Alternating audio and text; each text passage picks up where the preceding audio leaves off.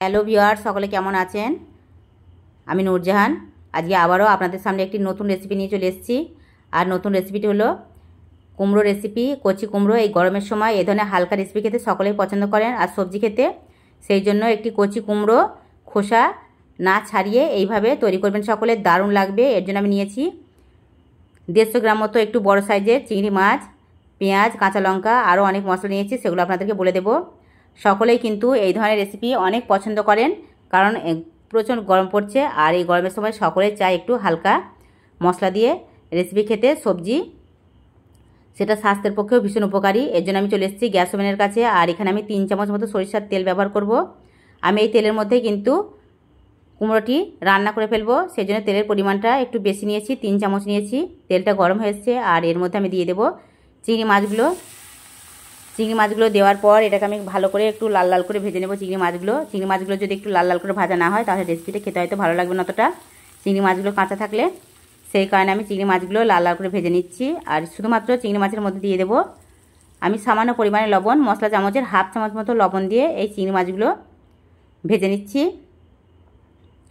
সকল বন্ধুরা দেশ বিদেশ থেকে যে সকল আমার ভিউয়ার্স, আমার বন্ধুরা এই ভিডিওগুলো দেখছেন, অবশ্যই প্রথম থেকে শেষ পর্যন্ত স্কিপ না করে দেখবেন।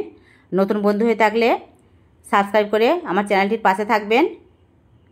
আপনাদের এই রেসিপিগুলো কেমন লাগছে অবশ্যই কমেন্ট করতে ভুলবেন না কো। ভালো লাগলে লাইক, কমেন্ট আর শেয়ার করবেন, বেশি বেশি করে শেয়ার করে দেবেন আমার বন্ধুরা। চিংড়ি মাছগুলো লাল লাল করে ভাজা হয়ে গেছে। এখন এই চিংড়ি মাছগুলো আমি তেল ঝরিয়ে তুলে নিচ্ছি।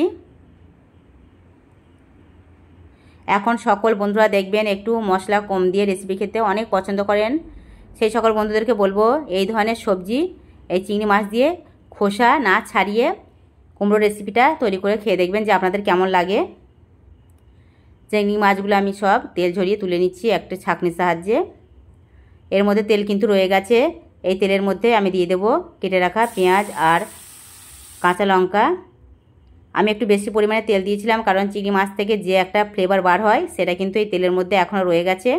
সেই কারণে এই পেঁয়াজটার সঙ্গে চিংড়ি মাছের যে তেলটা আছে সেটা কিন্তু আরও ভালো লাগবে খেতে।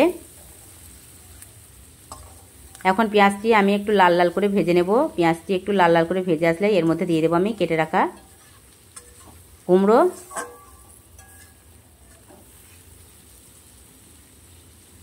পেঁয়াজটা অনেকটাই হালকা লাল লাল হয়ে এসছে। এখন আমি এর মধ্যে দিয়ে দিচ্ছি খোসা শুধু কুমড়োর টুকরোগুলো। আমি খোসা কিন্তু একটিরও ছাড়াইনি, প্রত্যেকটার কিন্তু খোসা আছে। আমি কিন্তু খোসা শুদ্ধ এই কুমড়োটা তৈরি করছি। কচি কুমড়ো খোসা শুদ্ধ কিন্তু দারুণ লাগে খেতে। এখন এটাকে ভালো ভালো করে ভাজি করে নিচ্ছি কুমড়োটা।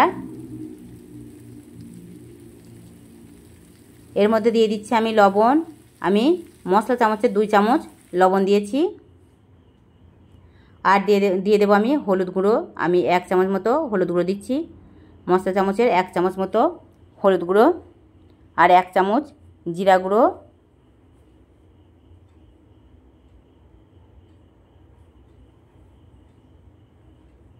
এক চামচ ধনিয়া গুঁড়ো দিয়ে দিচ্ছি। এই মশলাগুলো একসঙ্গে আবার আমি কুমড়োর সঙ্গে ভালোভাবে মিশিয়ে নেব।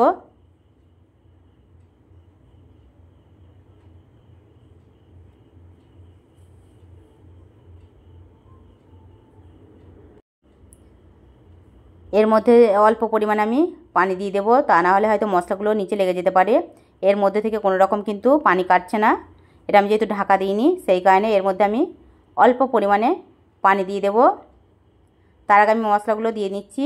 আমি দিয়ে নেব এর মধ্যে হাফ চামচ মতো লঙ্কা গুঁড়ো আর অল্প একটু আমি পানি ব্যবহার করেছি। এই পানিটা দিলে মশলাটা নিচে লাগবে না আর খুব সুন্দরভাবে কিন্তু কুমড়োর সঙ্গে মিশে যাবে।